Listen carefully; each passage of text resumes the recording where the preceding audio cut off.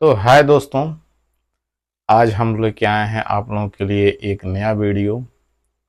और हम लोग ये जानेंगे कि इस वीडियो में और इस धारा में और इस भारत के नए कानून में हम लोग ये जानेंगे कि जब आचार संहिता लगता था चुनाव के समय या कभी कोई विशेष घटना घटित हो जाती थी सामूहिक रूप से, तो वहाँ पे आपातकालीन स्थिति लागू करना अनिवार्य हो जाता था। ठीक ना। तो ये किस धारा के तहत भारत का जो नया कानून लागू हुआ है, इसमें कौन सी धारा अब आ गई है, बदल गई है, सारी जानकारी इस वीडियो में हम लोग आज जानेंगे। ठीक है। तो सबसे पहले आप सभी को, अगर मेरा वीडियो आप पूरा देखते हैं, सभी लोगों को सबसे पहले धन्यवाद। मैं आपको धन्यवाद देना चाहता हूं कि आप मेरा वीडियो आई होप कि पूरा देखेंगे और पूरी जानकारी लेंगे आप। ठीक है। और मेरा वीडियो लाइक सब्सक्राइब शेयर जरूर कर दीजिएगा। तो चलिए आइए हम लोग देखते हैं, अपने वीडियो की तरफ चलते हैं। ठीक। और देखते हैं क्या। तो हमारे भारत का जो बीएनएस भारतीय न्याय संहिता जो एक्ट लागू हुआ है, कानून लागू हुआ है, अधिनियम संख्या 45 है। ठीक ना। एक्ट नंबर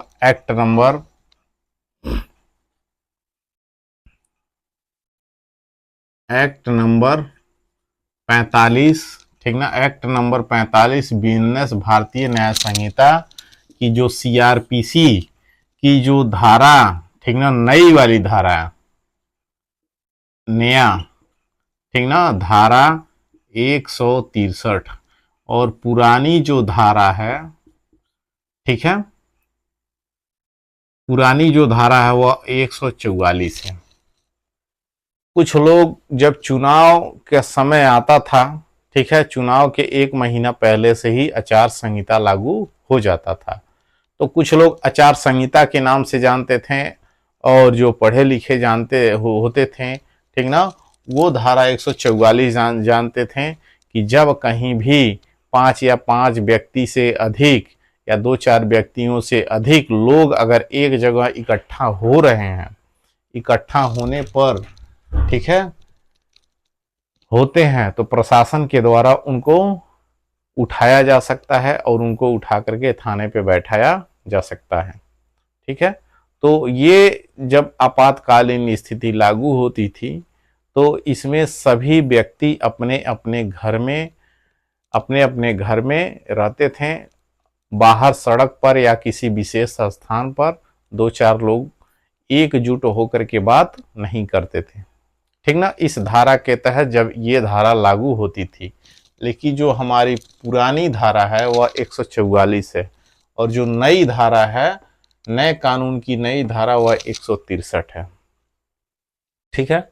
तो जो बात 144 में पुराने धारा में थी, वही बातें नए नए धारा में है। ठीक है। अब नए धारा में क्या चीजें हैं और पुराने धारा में क्या चीजें थी, चलिए हम लोग विस्तार से जानते हैं।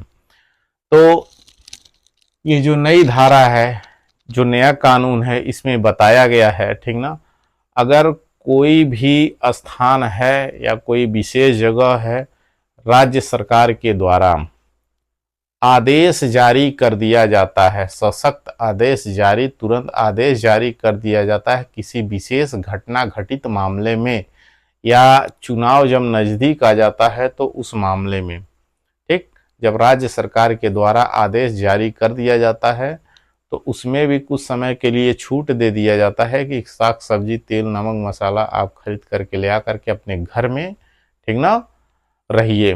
आपातकालीन स्थिति में ऐसा लागू होता है। ठीक। लेकिन जब ये राज्य सरकार के द्वारा जब ये आदेश जारी किया जाता है, तो जो वहाँ का जिला मजिस्ट्रेट या उपखंड मजिस्ट्रेट या सब डिविजनल मजिस्ट्रेट, वहाँ के अधीनस्थ मजिस्ट्रेट या सब डिविजनल मजिस्ट्रेट जो होते हैं, उनको ये आदेश स्वीकृत कराया जाता है कि ये आदेश आप स्वीकृत करिए, स्वीकार करिए। और वह आदेश स्वीकार करके जो नज़दीकी थाना होता है, ठीक ना, वह क्षेत्र जहाँ पे विशेष स्थान पे जहाँ आचार संहिता या धारा 163 अब लगेगी तो धारा 163, पुराना जो लगता था धारा 144। जब पुराना 144 लगता था, ठीक है, तो विशेष स्थान पर वह क्षेत्र जिस थाने के अंतर्गत आते थे, उस थाने के जो इंस्पेक्टर होते थे, सब इंस्पेक्टर होते थे, वहाँ का माहौल शांति बनाने के लिए उनसे पालन करवाया जाता है। और यही बातें अब हमारे नए कानून में भी है। ठीक है, तो जब चुनाव के समय आचार संहिता लागू होता है तो इसी धारा के तहत लागू होता है, जिसे आप आचार संहिता के नाम से जानते हैं। इस धारा के तहत 2, 4, 5 लोग एक जगह कहीं भी एकत्रित होके बात नहीं कर सकते हैं। ठीक है, अगर कोई विशेष स्थान है, एक चीज और है, अगर जब आचार संहिता लगता है चुनाव के पहले, तो किसी व्यक्ति के ऊपर जो गांव का रजिस्टर्ड या क्षेत्र का रजिस्टर्ड व्यक्ति होता है, जिसके नाम से बहुत सारे FIR हुए रहते हैं या बहुत सारे मुकदमे दर्ज हुए रहते हैं, तो उनके आचार संहिता में पुलिस उन पे विशेष करके निगरानी रखती है और उनको पहले 107, 116 में, पुराने धारा में जो शांति भंग की धारा 107-16 थी, ठीक ना, उनके लिए नोटिस जारी होता था और वह बंद पत्र भर करके SDM के वहाँ, ठीक ना, उप जिला मजिस्ट्रेट के वहाँ वो बंद पत्र भर के अपना जमानत ले लेते थे। ठीक है, अगर उस दौरान वो जमानत लेने के बाद भी अगर कोई अपराध करते हैं तो उनको जुर्माना, जेल दोनों हो सकती है। ठीक है, और नहीं तो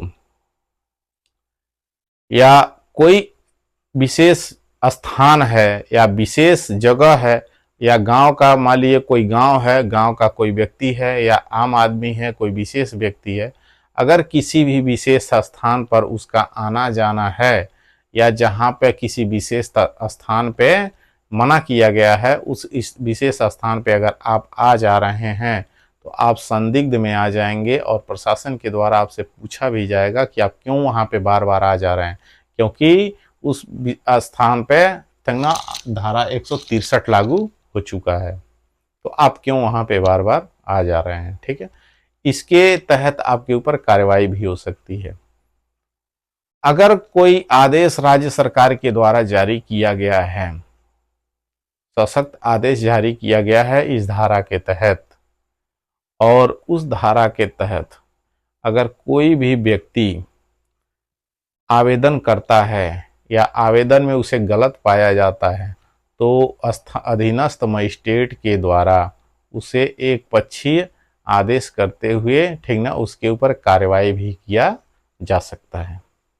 ठीक, या कोई ऐसा व्यक्ति है जिसके द्वारा अपील किया जा रहा है, अपील करने के बाद अगर वो अपील करता है या आवेदन दाखिल करता है, तो उसके आवेदन पर अधीनस्थ मजिस्ट्रेट को या जिला मजिस्ट्रेट को, जिसको भी ये स्वीकार कराया गया है राज्य सरकार के द्वारा आदेश, उसको, ठीक है, उस मजिस्ट्रेट को, जिला मजिस्ट्रेट को उसका कारण दर्शित करना होगा उस आवेदन पर।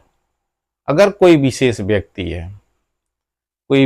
व्यक्ति है, अगर वह अपील दाखिल करता है, आवेदन दाखिल करता है, उस ऑर्डर पर, उसके आवेदन पर अगर मामला आता है तो राज्य सरकार को भी और उप जिला मजिस्ट्रेट को भी कारण दर्शाना पड़ेगा कि उसने क्यों ऑर्डर किया है, क्यों आदेश दिया है। ठीक है, इस धारा के तहत क्या कारण थी। ठीक, तो ये रही धारा 163 नया कानून, और हमारे नए पुरानी जो धारा थी वो 144 थी। तो इस धारा के तहत जब ये लागू हो जाएगा, अब लागू होगा, ठीक है, तो ये धारा 163 लागू होगा। इस धारा के तहत आप कोई भी व्यक्ति एक जगह इकट्ठा होकर के बात नहीं कर सकता है। ठीक है, अगर 5 लोग, 6 लोग, 2 लोग, 4 लोग, 6 लोग अगर एक जगह बात करके एकत्रित हो करके, ये धारा जब लागू हो गई है तो एकत्रित हो करके अगर बात करते हैं तो इस धारा का आप उल्लंघन करते हैं, इस धारा का आप उल्लंघन करते हैं और इस धारा के तहत आप एक अपराध भी करते हैं। तो उससे ये होता है कि आप कोई भी प्लान कर रहे हैं, कोई षड्यंत्र रच रहे हैं आप सभी लोग मिल करके, तो पुलिस अगर आपको वहाँ से भगा देती है, डंडे से मार के या गाली दे करके या पुलिस को दे के आप भाग जाते हैं, तो पुलिस की बड़प्पन है कि आपको वहाँ पे छोड़ देती है, ठीक है। अन्यथा आपको उठा करके वो, ठीक है, अपने कस्टडी में वो आपको बंद भी कर सकती है। तो ये रही इस धारा के तहत, ये धारा जो है इतनी जानकारी, ठीक है। आई होप कि जानकारी अच्छी लगी होगी और पूरा वीडियो देखने के लिए आप सभी को धन्यवाद, बहुत बहुत धन्यवाद। आई होप कि अच्छा लगा होगा, अगर अच्छा लगा होगा तो लाइक शेयर सब्सक्राइब जरूर कर दीजिएगा। Thank you.